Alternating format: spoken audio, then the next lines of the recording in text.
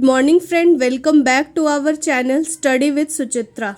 जैसा कि आपने वीडियो के टाइटल में देखा कि आज का टॉपिक रहेगा उत्तराखंड टनल रेस्क्यू। तो आज हम बात करेंगे कि किस तरीके से ये दुर्घटना घटी और इसका रेस्क्यू कैसे हुआ। तो सबसे पहले हम बात करते हैं लोकेशन की। तो इस टनल का नाम है सिलक्यारा बाराकोट टनल, जो कि उत्तरकाशी उत्तराखंड में है। अब ये कोलैप्स हुआ था टनल 12 नवंबर 2023 को और इसका रेस्क्यू किया गया 28 नवंबर 2023 को। टोटल वर्कर जो फंसे थे टनल के अंदर वो थे 41 नंबर में। और जो कंपनी इस टनल का कंस्ट्रक्शन कर रही थी उस कंपनी का नाम था नवयुग इंजीनियरिंग कंस्ट्रक्शन लिमिटेड। ये एक चारधाम यात्रा प्रोजेक्ट का पार्ट था ये टनल। ऐसा कि कोई भी ऑपरेशन स्टार्ट किया जाता है तो उसका एक नाम दिया जाता है। तो वर्कर्स को रेस्क्यू करने के इस प्रोजेक्ट का नाम दिया गया ऑपरेशन जिंदगी। तो इसमें सबसे पहले एक 6 इंच की पाइप डाली गई जिसके द्वारा उनको ड्राई फूड, बाद में तो फिर खिचड़ी वगैरह भी दिया जाने लगा और ड्रिंकिंग वाटर, बिकॉज वहाँ पानी का सोर्स तो था लेकिन वो पीने लायक सही नहीं था। और फिर ऑक्सीजन पहुँचाया गया।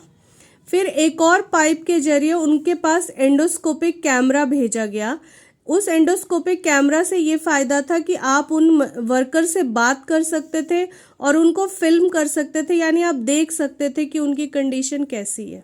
तो जब ये टनल में फंसे वर्कर, तो इनको निकालने के लिए जो काम किया गया, तो सबसे पहले उन्हें टनल बोरिंग मशीन यानी TBM बोला जाता है, या फिर उसका एक और नाम है ऑगर मशीन।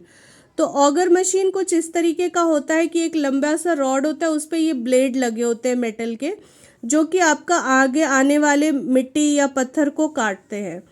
तो शुरू में इसी के द्वारा रेस्क्यू किया जाने लगा, बट क्योंकि वहाँ मलबे में कुछ मेटल रॉड फंस गई तो उसने इसी ब्लेड को तोड़ दिया, जिसकी वजह से रेस्क्यू का काम काफ़ी डिले हो गया। ऑगर मशीन की ब्लेड बार बार टूटने लगा और उसका रेस्क्यू का काम डिले होने लगा। तो फाइनली कुछ मीटर की खुदाई के लिए रैट माइनर्स को बुलाया गया। रैट माइनर्स वो वर्कर होते हैं जो माइनिंग करते हैं रैट की तरह, यानी छोटे से एरिया में ही वो माइनिंग करते हैं और वो मैनुअल टूल ही यूज़ करते हैं, हैमर और चीजल वगैरह। और फाइनली 28 नवंबर को इन्हीं रैट माइनर्स ने रेस्क्यू किया वर्कर्स के। अब इस ड्राइंग के द्वारा समझते हैं कि एक्चुअली में सिलक्यारा टनल का प्रॉब्लम क्यों आया और किस तरीके से रेस्क्यू किया गया। तो ये सिलक्यारा टनल है जो पहाड़ के नीचे बनाया गया था और चारधाम यात्रा के लिए ये एक आप समझ सकते हैं कि इस टनल का यूज़ होने वाला था रोड की तरह से। तो यहाँ पे खुदाई जो थी दोनों तरफ से हो रही थी। ये सिलक्यारा टनल वाला एरिया है और ये बाराकोट वाला एरिया है। तो ये टनल दोनों तरफ से बनाया जा रहा था। ये टोटल 4.25 किलोमीटर की टनल बननी थी, जिसमें मैक्सिमम काम तो हो चुका था, बट ये वाला पार्ट जो आप देख रहे हैं यही तोड़ना बाकी था। ये पहाड़ का पार्ट है जो अंदर है और यहाँ तक पूरा ओपन एरिया खुल चुका था और ये भी खुला हुआ था। लेकिन 12 नवंबर के दिन जब ये वर्कर सुबह अपना काम फिनिश करके बाहर निकलने लगे तो सडनली इस जगह से मलबा जो है गिरने लगा और ये मलबा जो है टोटल 60 मीटर तक फैल के इनका रास्ता इन्होंने बंद कर दिया। फंस गए तो ये मलबा हटाने का काम शुरू हुआ। तो सबसे पहले इस मलबा को हटाने शुरू किया गया तो मलबा ऊपर से और ज़्यादा गिरने लगा।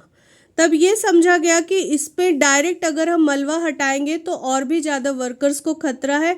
इनफैक्ट जो लोग करने वाले थे उनके लिए भी खतरा था।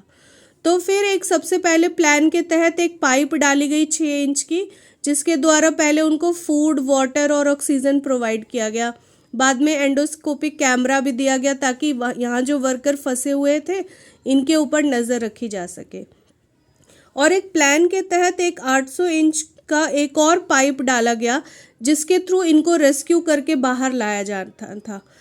इसी पाइप के थ्रू ही ऑगर मशीन को चलाया जा रहा था और ये ऑगर मशीन यहाँ पे ड्रिलिंग कर रही थी। लेकिन बीच में जब यहाँ पे कुछ मेटल रॉड्स फंस गया तो ये ब्लेड बार बार टूट जा रहा था।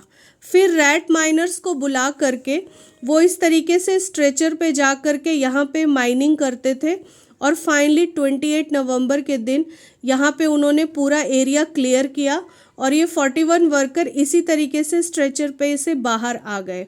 60 मीटर की ही दूरी को तय करने में टोटल 17 डेज लग गए, जिसमें मैक्सिमम काम तो ऑगर मशीन ने किया, लेकिन ऑगर मशीन की ब्लेड भी टूटती रही, इसीलिए काम और डिले हो गया।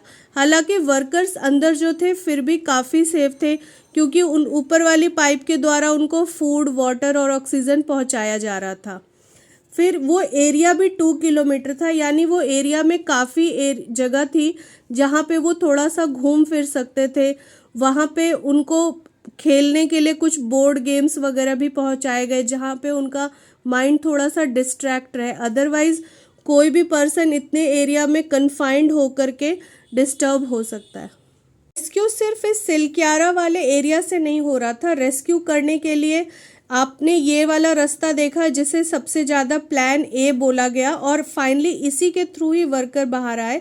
अदरवाइज बाराकोट की तरफ से भी यहाँ भी टनल को बोर किया जा रहा था ताकि यहाँ से भी मजदूर निकाले जा सके।